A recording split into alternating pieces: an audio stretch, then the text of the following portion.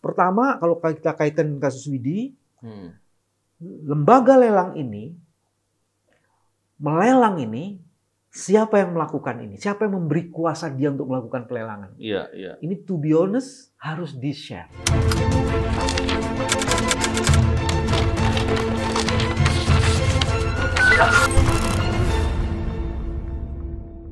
Bismillahirrahmanirrahim. Assalamualaikum warahmatullahi wabarakatuh. Salam integritas anti korupsi. Hari ini kita mau bicara soal pulau, Pak. Indonesia kan negara kepulauan nih. Pulaunya banyak. Tentunya pulau ini bicara terkait dengan kedaulatan, bicara terkait kemaslahatan dan bagaimana kekhawatiran untuk dikuasai oleh privat orang-orang tertentu. Pak BW punya catatan nggak soal pulau-pulau di Indonesia? Soalnya banyak bicara terkait dengan berapa jumlah pulau di Indonesia, ini kan seringkali beda-beda nih Pak. Mungkin data yang dilaporkan ke PBB, berapa jumlahnya, di undang-undang berapa dan lain-lain. Takutnya ada yang kelewat itu Pak. Kayaknya kita mesti tebak-tebakan pulau. Jumlah pulaunya. Secara umum orang bilang 17.000. Iya. Tapi tepatnya berapa, banyak data yang simpang siur. Iya. Apalagi kalau dikatakan misalnya berapa yang sudah dikasih nama, berapa yang belum, itu juga jadi masalah. Iya. Apalagi kalau dikaitkan dengan climate change, berapa yang timbul kalau lagi. Betul. Jadi, nah ini jadi masalah. Nah yang menarik sebenarnya catatannya nih di berbagai informasi. Kalau menurut citra satelit, citra satelitnya nih udah cukup lama nih Mas Novel. Iya. Tahun 2002 jumlah pulau kita ternyata 18.306. Bedanya jauh. Jadi 18.000 tahun 2002. Iya. Itu yang pertama. Terus yang kedua sebenarnya LIPI tahun 72 itu mengatakan jumlah pulau kita 6.127. Yang sudah dikasih nama. Oh, sudah dikasih nama. Yang sudah dikasih banyak nama. Yang belum artinya. Iya. Sementara Pusat Survei dan Pemetaan ABRI itu mengatakan jumlah pulaunya adalah 17.503. Iya. Dan baru 5.707 yang dikasih nama. Iya. Memang terus cukup banyak tuh akhirnya tuh. Iya. Terus ada lagi Gazeter, itu nama-nama pulau ke Indonesia dicatat ada 6.489 yang bernama. Iya. Terus ada lagi 374 nama pulau di sungai. Iya. Jadi ini banyak lagi nih. Dan yang paling menarik sebenarnya Mas Novel, ada catatan resmi sih sebenarnya, rekapitulasi jumlah pulau di Indonesia tahun 2004. Di situ disebutkan dari jumlahnya itu 17.504. Ini yang kayaknya mendekati 17.504. Dan itu ada di masing-masing provinsi. Iya. Yang paling besar tuh adalah provinsi paling banyak jumlah pulaunya. Iya. Ternyata Maluku Utara. Oh, Maluku Utara. Jumlahnya itu 1.349. Iya. Baru yang kedua terbesar paling banyak itu adalah Kepulauan Riau. 1.058. Oh, 1.000 jumlahnya ya. Banyak sekali. Jadi dari titik itu sebenarnya Indonesia mau merujuk pada data yang mana? Iya. Memang kalau saya tadi baca di websitenya KKP, di tahun 2019 kalau nggak salah, itu ada pelaporan ke PBB tentang jumlah pulau. Mungkin sudah diberi nama juga. Itu jumlahnya 16.671. Yes. Itu yang dilaporkan dalam sidang PBB tahun 2005, Mas. 2005. Okay. Ya. Jumlahnya sebegitu. Dan di Undang-Undang Nomor 6 tahun 1996 ini sama dengan yang tadi itu. Iya. Bedanya tipis cuma 17.506 kalau di 506. Ya. Jadi dari jumlah saja sebenarnya ada yang menarik itu. Ya. Harusnya ada satu lembaga resmi yang ditunjuk yang punya otoritas untuk menentukan pulau ini jumlahnya ini. Iya. Bukan hanya jumlah pulau, Mas. Iya. Mana pulau yang kemudian sebaiknya itu tidak dieksploitasi karena menimbulkan problem. Iya. Mana pulau yang harus dilindungi. Jadi ada kualifikasi atau kategorisasi pulau. Ya. Nah ini jadi penting supaya kemudian kayak hutan lah Mas, ada hutan produksi, ada hutan lindung, ada hutan macam-macam kayak gitu. Jadi kualifikasi itu menjadi penting. Nah kita ribut di jumlah, tidak ribut di fungsi. Bicara soal pulau, Pak, kan kita tentunya bicara kedaulatan, karena ada beberapa pulau-pulau yang berbatasan dengan batas negara lain, kan? Dan itu rentan untuk bisa dikuasai atau diklaim untuk menjadi wilayah negara lain. Yang kedua tadi Pak BW cerita soal Maluku Utara. Maluku Utara ini kan luar biasa, Pak. Di sana itu kan contohnya Morotai pernah ada acara layar di sana yang internasional gitu, Pak. Dan ada beberapa tempat lain. Dan sekarang ini, Pak, lagi rame soal Pulau Widi. Nah, Pulau Widi ini katanya sedang dalam proses untuk dilelang. Nah, lelang ini, Pak, kan berarti kan bicara kepemilikan. Menurut Pak BW bagaimana kepemilikan atas pulau itu? Yang pertama ngomong gini dulu, Mas. Iya. Klasifikasi pulau itu saya mau membagi yang pertama ini pulau terluar. Iya. Kenapa disitulah titik Indonesia, titik kedaulatan itu ada di situ. Jadi remote control area. Jadi Pak Jokowi sudah menentukan ada 111 pulau yang tersebar di 22 provinsi sebagai titik terluar pulau. Ya. Nah pertanyaannya, kemudian ketika itu pulau terluar dan itu sebagai wilayah kedaulatan RI, bagaimana kemudian bentuk kedaulatan yang paling konkret terhadap pulau itu supaya kita bisa, ini Mas Novel ngomong kedaulatan kan, supaya kalau orang bilang itu pulau gua, itu titik terluarnya saya. Nah, apa bentuk konkret penegakan kedaulatan itu? Kita baru ngomong itu titik terluar itu pulau kita, tapi bentuk konkretnya, nah itu belum ada, atau paling tidak belum kita dengar. Itu bagian pertama. Terus bagian yang kedua adalah bagaimana memanfaatkan pulau itu untuk kepentingan kemaslahatan. Tadi juga mulai muncul juga tuh. Pasal 33 kan ngomong untuk sebesar-besarnya kemakmuran rakyat. Nah, bentuk kemaslahatannya gimana? Dalam titik itulah baru muncul apa hak yang perlu diberikan untuk kepentingan kemaslahatan itu. Karena kadang-kadang kemaslahatannya itu bergeser, Mas. Lebih kepada pengusahaan pulau itu. Tapi kemudian dia titik, nggak pengusahaan pulau untuk kepentingan siapa. Jangan sampai cuma dimanfaatkan, ternyata hanya pengusahanya yang dapat untung. Masyarakat setempatnya, segala macam dapat dari dampak atau pencemarannya. Kan? Masyarakat menjadi penikmat dampak, penikmat profit dan benefit, tidak untuk masyarakat. Itu yang jadi masalah. Nah, kalau yang Pulau Widi itu ada 5 soal pentingnya di situ. Waduh, 5 Pak. Ada 5. Kita nggak pakai 3 lagi karena udah Pancasila. Bagian pertama itu adalah ini ternyata bagian dari Provinsi Maluku Utara yang paling banyak jumlah pulaunya 1.700-an kan. Nah, Pulau Widi itu salah satu dan itu kawasan. Ya, tadi kita diskusi itu ternyata kawasan. Dan yang kedua yang menarik adalah yang dijual melalui situs itu bukan hanya Pulau Widi. Ada 100 pulau. Dan kawasannya ada 100 gitu loh. Jangan, pertanyaannya kan kemudian apakah itu hanya di Pulau Widi saja? Nah itu bagian yang pertama yang mesti clear and crystal tuh di situ menurut saya. Ini isu Pulau Widi, Kepulauan Widi, atau juga pulau-pulau lain karena yang di situsnya itu disebutkan jumlahnya itu 100 gitu loh. Nah ini yang bagian pertama yang menarik. Nah bagian yang kedua yang juga sangat menarik itu kita selama ini ngomong pulau, cuman kita tidak tahu, tidak dapat penjelasan apa makna pulau itu, apa kekayaan pulau itu, dan kenapa pulau itu kemudian harus disewakan atau diberikan peruntukannya. Apakah provinsi tidak sanggup? Apakah kebijakan pembangunan tidak mampu menjangkau, atau itu sengaja digelapkan karena itu bisa dipakai untuk kepentingan investasi dalam tanda petik, investasi untuk kepentingan seseorang, bukan untuk kepentingan kemaslahatan. Betul. Jadi yang kedua sebenarnya bukan informasi jumlahnya, tapi apa kemanfaatan di situ. Nah, kalau kemudian yang ketiga menggunakan Pulau Widi itu salah satu pulau eksotik. Karena di situ adalah salah satu pusat pemancingan dunia yang paling keren, Mas. Memang bagus sekali. Saya tadi lihat fotonya, Itu polonya luar biasa, keren sekali.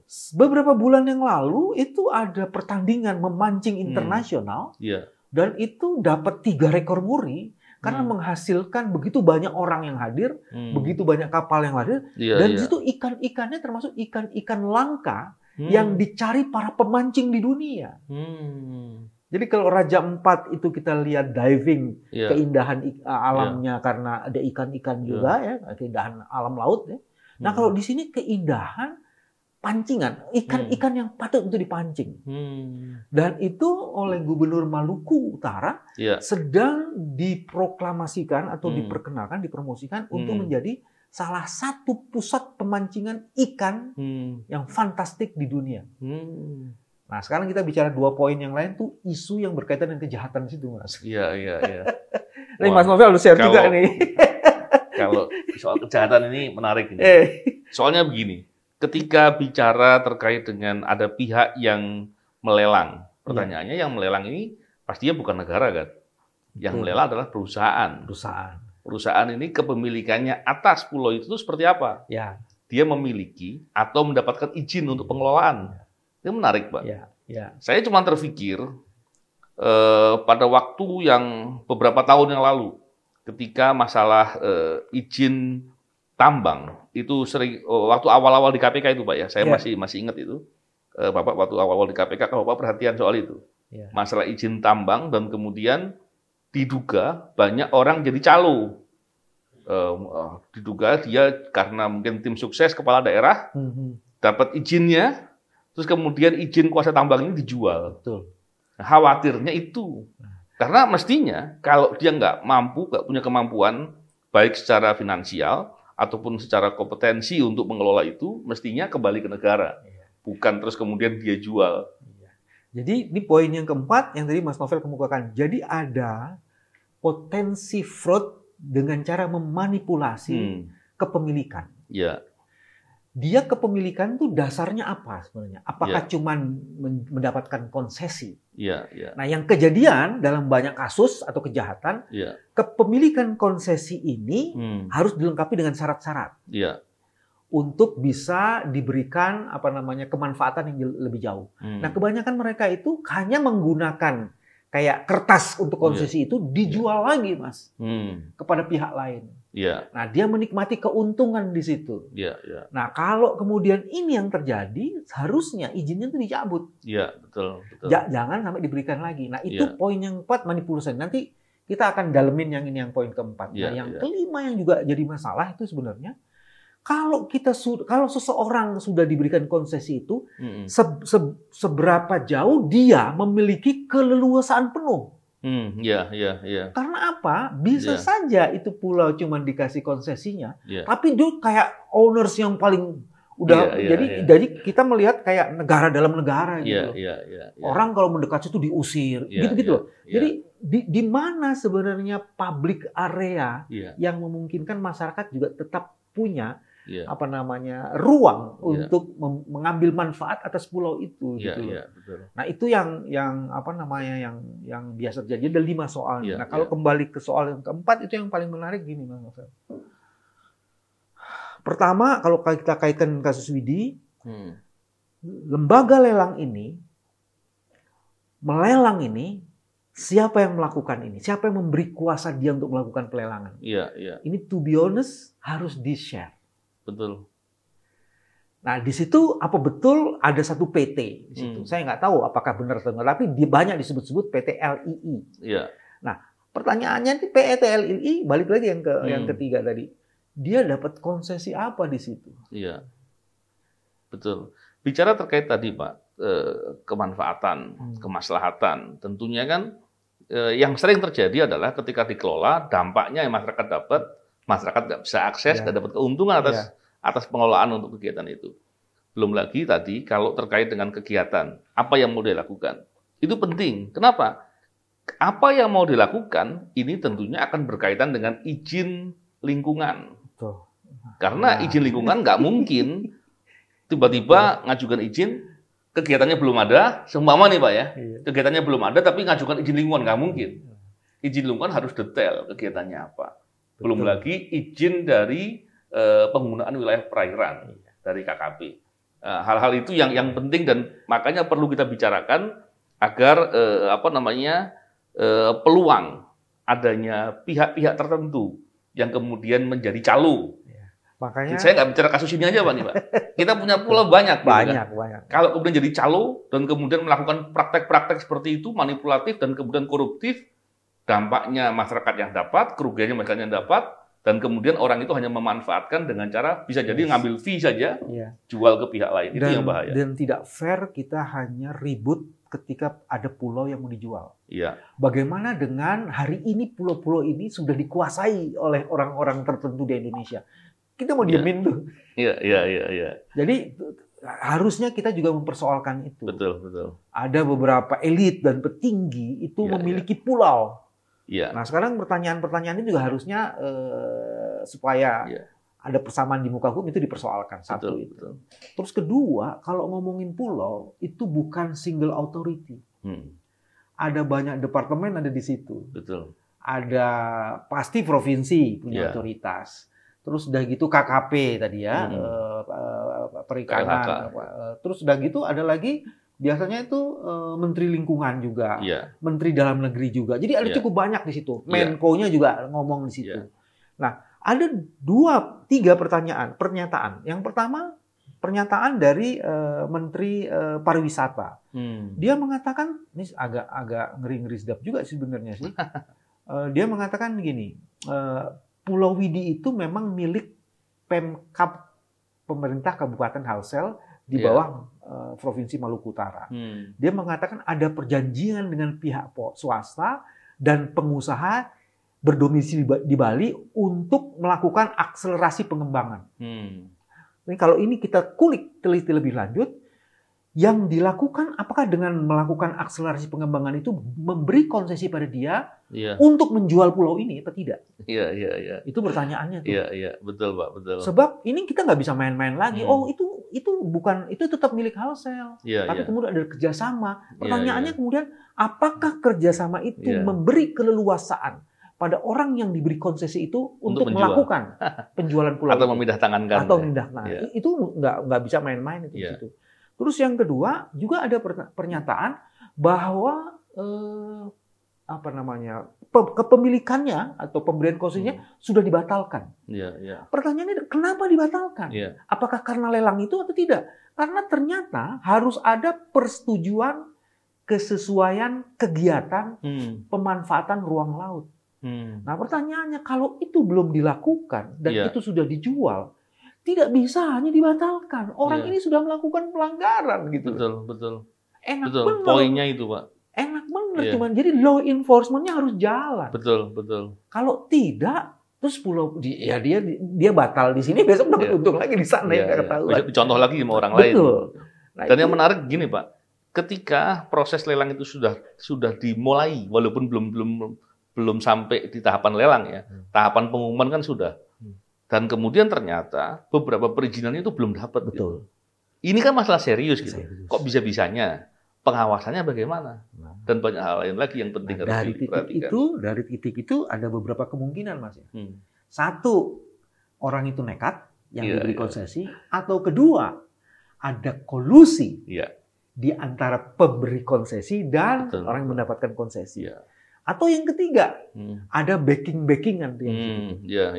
Nah, sekarang pertanyaannya, maukah kita menelisik lebih lanjut itu? Karena ada potensi fraud di situ, ada kecurangan di situ, dan bukan tidak mungkin ada korupsi di situ. Betul, menarik nih Pak. Dan diskusi ini luar biasa, jadi penting untuk kita terus membicarakan ini Pak. Tentunya kita juga berharap banyak pihak lain yang memberikan perhatian. Karena kedaulatan dan bagaimana kemanfaatan ini bisa dilakukan dengan optimal, dengan cara yang benar, dan tidak kemudian menimbulkan dampak yang besar buat masyarakat. Jadi ada apresiasi Mas Novel. Iya. Ternyata Mas Novel kirim ke saya tuh linknya tuh. Apa itu Pak? Kodim. Oh iya. 1509 Labuha itu dengan segera mengerahkan prajurit-prajuritnya mengibarkan bendera merah putih. Iya. Itu untuk menunjukkan bahwa pulau itu milik Indonesia. Iya. Secara simbolik sih keren. Betul. Secara simbolik, dan kita harus apresiasi kepada teman-teman prajurit, ya, militer yang responsif seperti itu. Ya, ya. Dan saya menduga nanti juga teman-teman di kepolisian juga akan melakukan hal yang sama, ya, untuk menjaga remote control area ini. Betul, di 111 remote control di 22 provinsi. Ya, ya. Ini yang harus diapresiasi. Betul, gitu. Betul. Memang penting itu Pak. Jadi rasa nasionalisme, rasa memiliki. Ketika kita punya rasa memiliki, maka kita akan betul-betul bisa memberikan perhatian dengan cara yang benar. Betul. Yang menarik gini Pak, diskusi kita ini, saya ingin garis bawahi satu hal, bahwa beberapa waktu yang lalu atau beberapa tahun yang lalu yang pernah kita alami, ada banyak praktek penjualan perizinan, dan itu menjadi calo. Semoga nggak terjadi di hal ini. Dan kita bicarakan, tentunya kita berharap semakin banyak orang yang peduli dan kemudian mau mengkritisi agar praktek-praktek yang koruptif tidak terjadi, dan itu dampaknya pasti membuat kerusakan lingkungan, dampak untuk masyarakat dan lain-lain. Kita mendukung untuk perbaikan, kita mendukung untuk kemajuan, kita mendukung untuk pengelolaan yang baik, ramah lingkungan, dan kemaslahatan untuk masyarakatnya juga tidak ditinggalkan. Gitu Pak BW. Keren. Terima kasih banyak. Semoga bermanfaat. Salam integritas, anti korupsi.